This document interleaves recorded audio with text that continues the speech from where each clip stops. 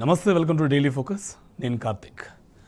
Parliament ఎన్నికలకు BRS party సమరోత్సాహంతో సన్నద్ధమైంది. వచ్చే ఎన్నికల్లో మెజారిటీ ఎంపీ స్థానాలు సాధించడమే లక్ష్యంగా గులాబీ బాస్ కేసీఆర్ రంగంలోకి దిగారు. ఒకవైపు రాష్ట్రంలోని కాంగ్రెస్ సర్కారు మోసాన్ని ఎండగట్టడంతో పాటు మరోవైపు పార్లమెంట్ ఎన్నికల్లో సత్తా చాటేందుకు రాష్ట్ర వ్యాప్తంగా పర్యటించనున్నారు. ఈ నెల 12న కరీంనగర్ నుంచి పార్లమెంట్ ఎన్నికలకు కేసీఆర్ సమర శంఖం పూరించనున్నారు. ప్రతి పార్లమెంట్ నియోజకవర్గంలో 2 రోజులు పర్యటించేలా కేసీఆర్ ప్రచారానికి రోడ్ మ్యాప్ సిద్ధమైంది.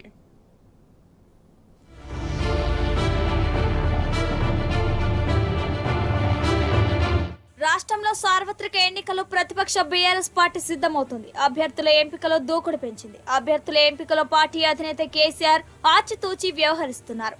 పార్లమెంటు నియోజకవర్గాల వారీగా పార్టీ ప్రతినిధులు ముఖ్య నేతలతో సమీక్షలు జరుపుతున్నారు. గ్రామ స్థాయి నుంచి జిల్లా స్థాయి వరకు నేతలతో వరుస భేటీలు అవుతున్నారు. పార్టీ సీనియర్ల నుంచి ఫీడ్బ్యాక్ తీసుకుంటున్నారు. పోటీ చేసేందుకు ఉత్సాహంగా ఉన్న నాయకులతో ప్రత్యేకంగా సమావేశమై చర్చిస్తున్నారు.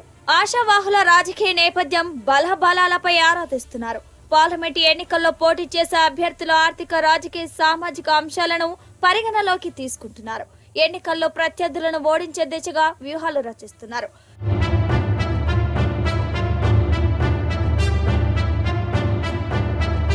శాసనసభ ఎన్నికల్లో బీఆర్ఎస్ పార్టీ ఓటమిని ఎవరు ఊహించలేదు. అనూహ్యమైన పరాజయానికి గులాబీ పార్టీ శ్రేణులు విస్మయానికి గురయ్యాయి. ఈ నేపథ్యంలో పార్లమెంటు ఎన్నికల్లో మళ్లీ ఇటువంటి ఫలితాలు పునరావృతం కాకుండా బీఆర్ఎస్ అధినేత కేసీఆర్ కట్టుదిట్టమైన చర్యలు తీసుకుంటున్నారు. అసెంబ్లీ ఎన్నికల ఓటమితో మానసికంగా కుంగిపోయిన కార్యకర్తల్లో నూతన ఉత్సాహం నింపుతున్నారు. అసెంబ్లీ ఎన్నికల నుంచి నేర్చుకున్న పాఠాలతో రెట్టించిన ఉత్సాహంతో పార్టీ కేడర్ను సిద్ధం చేస్తున్నారు. సంక్షోభంలో పుట్టిన బీఆర్ఎస్ పార్టీకి ఒడిదుడుకులు కొత్త కాదు. అందుకే ఓటమికి కుంగిపోకుండా పార్లమెంటు ఎన్నికల్లో గెలుపు కోసం ఉత్సాహంగా పనిచేయాలని కేడర్కు, నాయకులకు కేసీఆర్ దిశానిర్దేశం చేస్తున్నారు. ఒకవైపు రాష్ట్ర పార్టీ కార్యాలయంలో నిత్యం ప్రజలను, కార్యకర్తలను కలుస్తూనే మరోవైపు జిల్లా పర్యటనలకు రోడ్ మ్యాప్ సిద్ధం చేశారు. ప్రజలకు అందుబాటులో ఉంటూ వారి సమస్యలను ప్రభుత్వం దృష్టికి తీసుకువచ్చేందుకు వచ్చే నెల రోజులు ప్రజల్లో ఉండాలని కేసీఆర్ నిర్ణయం తీసుకున్నారు. ఈ నేపథ్యంలోనే ఈ నెల 12న కరీంనగర్లో పార్లమెంటు ఎన్నికల శంఖారావం పూరించేందుకు కేసీఆర్ సిద్ధమయ్యారు.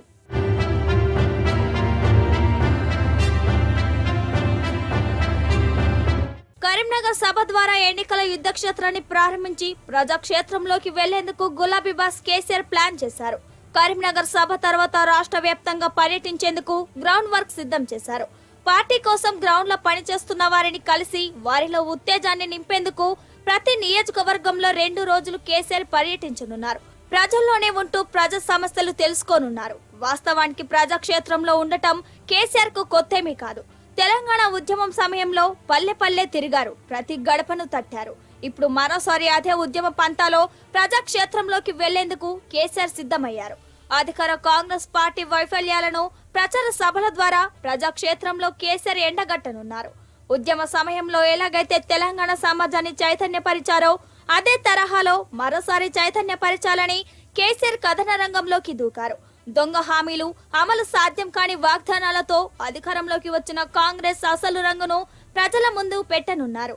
పార్లమెంటు ఎన్నికలు కేసీఆర్ ప్రజా ఎజెండాలో ఒక భాగం మాత్రమే. కాంగ్రెస్ కుటీల బుద్ధిని ప్రజలకు వివరించి చెప్పడమే అసలు అజెండా అని పార్టీ శ్రేణులు అంటున్నాయి. రాష్ట్రంలో కాంగ్రెస్ అధికారంలోకి వచ్చిన త్వరలోనే 100 రోజులు పూర్తి కానుంది. ఎన్నికల ప్రచారంలో హామీల అమలు కోసం కాంగ్రెస్ ఇచ్చిన 100 రోజులు గడువు ముగియనుంది. ఈ నేపథ్యంలోనే బీఆర్ఎస్ అధినేత కేసీఆర్ రంగంలోకి దిగారు. కాంగ్రెస్ నిజ స్వరూపాన్ని బట్టబయలు చేసేందుకు రంగం సిద్ధం చేశారు. కాంగ్రెస్ పార్టీ ఎన్నికల్లో ఇచ్చిన 6 గ్యారంటీలు, మేనిఫెస్టో ఇచ్చిన 420 వాగ్దానాలపై ప్రజల క్షేత్రంలో నిలదీసేందుకు బీఆర్ఎస్ పార్టీ అడుగులు వేస్తోంది. రైతు భరోసా, 2 లక్షల రుణమాఫీపై కాంగ్రెస్ మోసాన్ని ఎండగట్టేందుకు గులాబీ పార్టీ సిద్ధమైంది.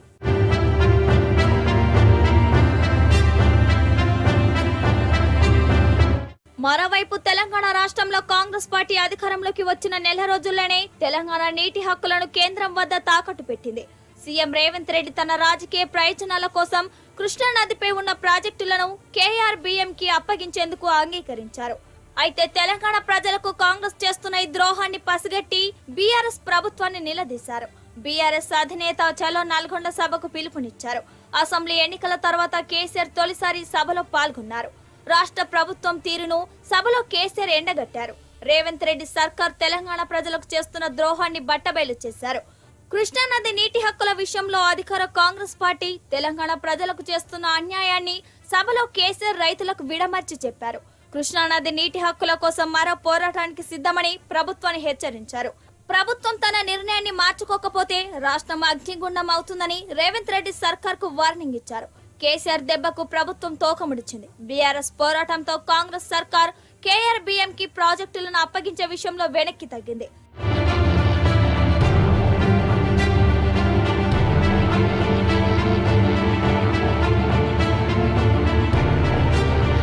ఇక తాజాగా ప్రధాని మోదీ తెలంగాణ పర్యటన సందర్భంగా సీఎం రేవంత్ రెడ్డి కీలక వ్యాఖ్యలు చేశారు. దేశంలో బీజేపీ పాలనను మెచ్చుకున్నారు. మోదీని ఆకాశానికి ఎత్తారు. కేంద్రంలో బీజేపీ పాలన అద్భుతమని కీర్తించారు. రాష్ట్ర హక్కులను కేంద్రం దగ్గర తాకట్టు పెట్టినట్లు పరోక్షంగా సీఎం రేవంత్ రెడ్డి వ్యాఖ్యానించారు. కాంగ్రెస్ బీజేపీ చీకటి స్నేహాన్ని ఈ సభ బయటపెట్టింది. వచ్చే పార్లమెంట్ ఎన్నికల్లో కాంగ్రెస్ ఎంపీలను గెలిపిస్తే తెలంగాణకు ప్రయోజనం ఉండదని కేడర్ కు రేవంత్ రెడ్డి పరోక్షంగా సంకేతాలిచ్చారు. అటు ప్రధాని మోదీ కూడా రాష్ట్రంలో కాంగ్రెస్ బీజేపీ కలిసి పనిచేస్తామని హింట్ ఇచ్చారు. వాస్తవానికి పాలమూరు రంగారెడ్డి ప్రాజెక్టుకు జాతీయ హోదా ఇస్తామని గత ఎన్నికల ప్రచారంలోనే ప్రధాని మోదీ మహబూబ్ నగర్ సభలో హామీ ఇచ్చారు. మరి ఆదిలాబాద్ లో జరిగిన సభలో సీఎం రేవంత్ రెడ్డి ప్రధాని ఇచ్చిన పాత హామీల గురించి అస్సలు ప్రస్తావించలేదు. పసుపు బోర్డు ఊసే ఎత్తలేదు. ఐటీఆర్ రద్దుపై ప్రశ్నించలేదు.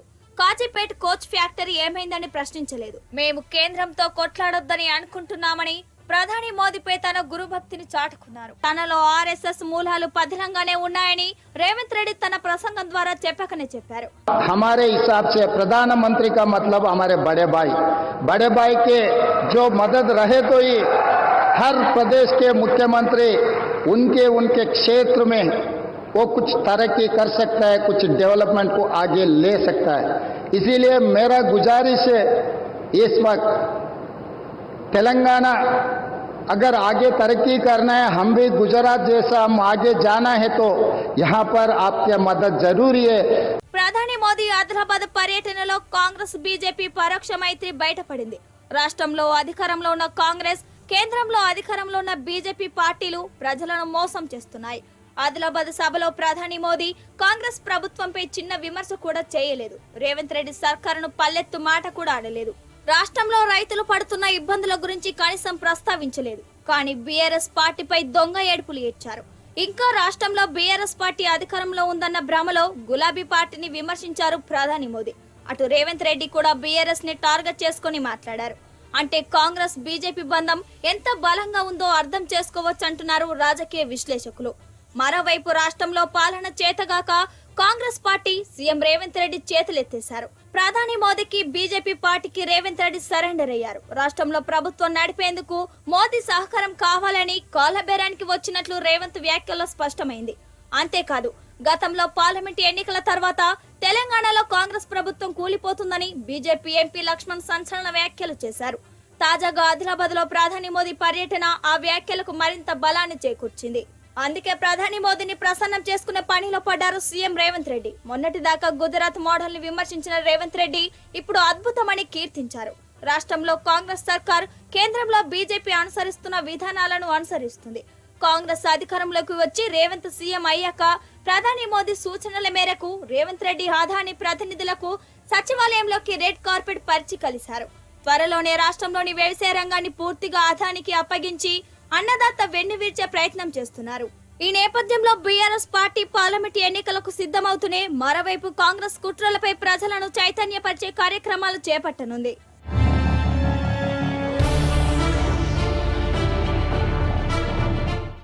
బీఆర్ఎస్ పార్టీకి ఒడిదొడుకులు కొత్తేం కాదు. బీఆర్ఎస్ పార్టీ పురుడు పోసుకున్నప్పటి నుంచి అనేక సవాళ్లను ఎదుర్కొంది. రాజకీయంగా, ఆర్థికంగా అనేక సంక్షోభాలను తట్టుకొని నిలబడింది. ఆధిపత్య భావజాలాన్ని ఎదిరించి నిలిచింది. అనేక సంక్లిష్ట పరిస్థితులను ఎదుర్కొని ప్రత్యేక తెలంగాణ రాష్ట్ర సాధనలో ప్రధాన పాత్ర పోషించింది. 9.5 ఏళ్లు తెలంగాణ ముఖ్యమంత్రిగా కేసీఆర్ రాష్ట్రం రూపురేఖలు మార్చేశారు. 60 ఏళ్ల తెలంగాణ దారిద్ర్యాన్ని పారదోలిన ఘనత తొలి సీఎం కేసీఆర్ కే దక్కుతుంది. వ్యవసాయం, పారిశ్రామిక, విద్యుత్ రంగాల్లో దేశం అబ్బురపడే రీతిలో తెలంగాణ ఎదిగింది. అయితే అసెంబ్లీ ఎన్నికల్లో ఎదురైన స్వల్ప ఓటమికి బీఆర్ఎస్ నాయకులు శ్రేణులు క్యాడర్ కొంత నైరాశ్యంలో పడ్డారు. అదే అదనుగా భావించిన కాంగ్రెస్ శ్రేణులు సీఎం రేవంత్ రెడ్డి వ్యూహాత్మకంగా బీఆర్ఎస్ నేతలపై దాడులు చేస్తున్నారు.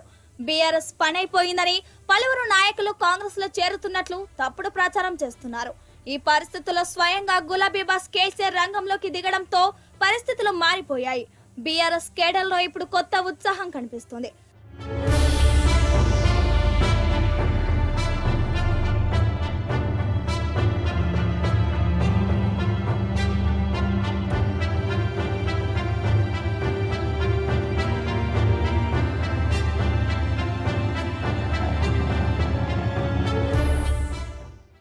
కేసీఆర్ రంగంలో దిగడంతో అధికార కాంగ్రెస్ పార్టీలో వణుకు మొదలైంది.